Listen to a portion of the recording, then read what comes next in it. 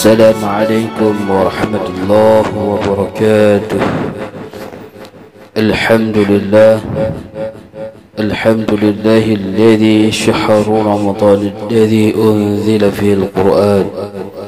أشهد أن لا إله إلا الله وحده لا شريك له، وأشهد أن سيدنا ونبينا محمد وعلى آله وصحبه أجمعين. Hadirin rahimakumullah, syukur kepada Allah, salawat dan salam pada Rasulullah sallallahu alaihi wasallam. Sehingga pagi yang berbahagia ini kita masih diberi kesihatan untuk melaksanakan aktivitas, dan alhamdulillah pada ini kita berjumpa di Ramadan yang kedua. Para jemaah yang berbahagia, pada kajian kita pada pagi yang berbahagia ini, kita kembali melihat bagaimana yang dikatakan keutamaan bulan Ramadan.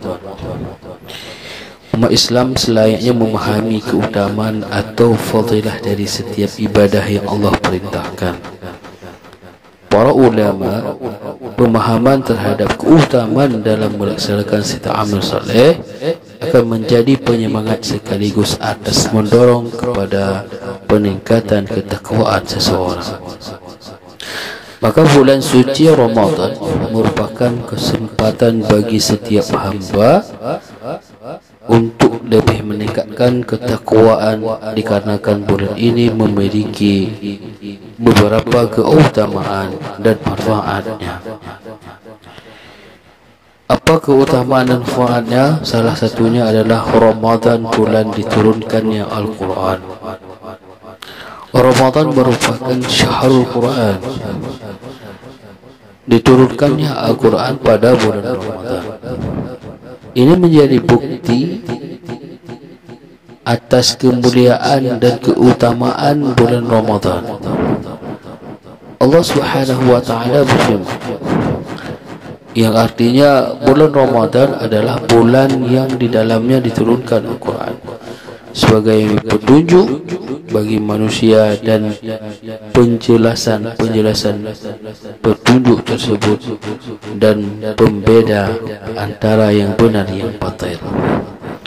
Itu dapat dalam surah Al-Baqarah ayat 185. Di ayat lain Allah Subhanahu wa taala berfirman, yang artinya sesungguhnya kami telah menurunkan Al-Quran pada malam Qadar,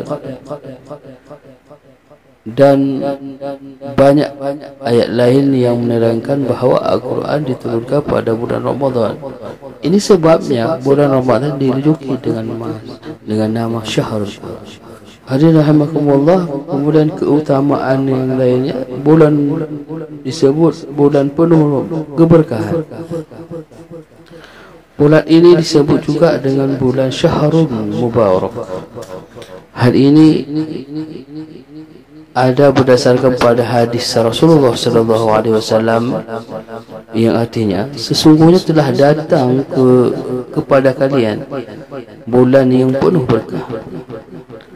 Pada bulan ini diwajibkan puasa kepada kalian. Itu ada dalam hadis riwayat Ahmad, An-Nasa'i dan Al-Baihaqi. Dan juga bahawa setiap ibadah yang dilakukan di bulan Ramadan, maka Allah akan melipat gandakan pahalanya.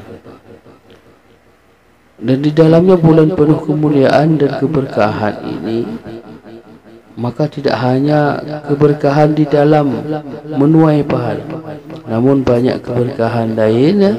Puasa ditinjau dari aspek ekonomi, maka Ramadan memberikan keberkahan ekonomi bagi para pedagang dan lainnya.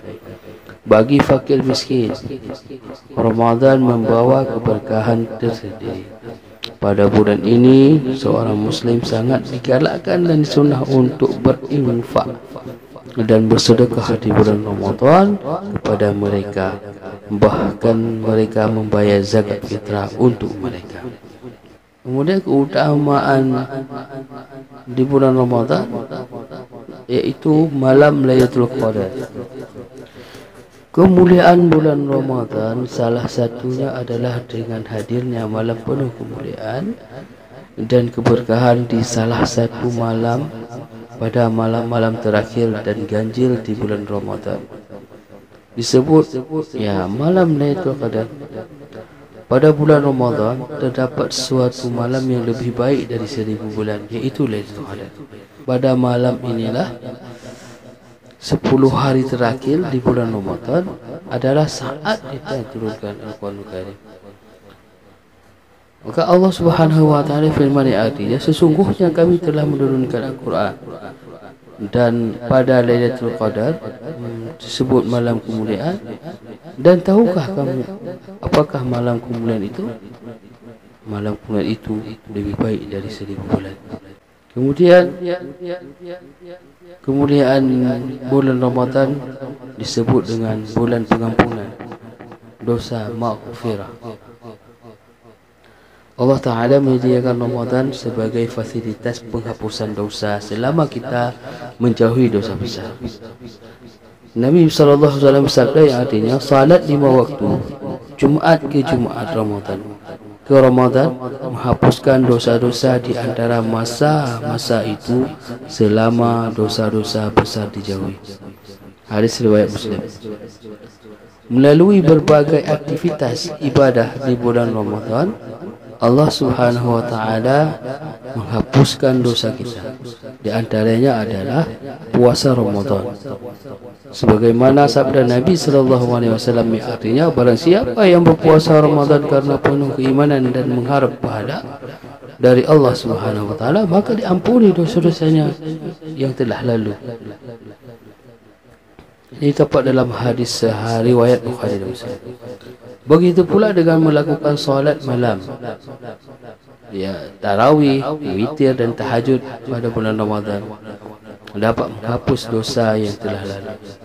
Sebagaimana sabda Nabi sallallahu alaihi wasallam yang artinya barang siapa yang berpuasa yang melakukan qiyamul lail atau di bulan Ramadan, salat malam dengan penuh keimanan dan mengharap pahala dari Allah Subhanahu wa taala, niscaya diampuni dosa-dosanya yang telah lalu.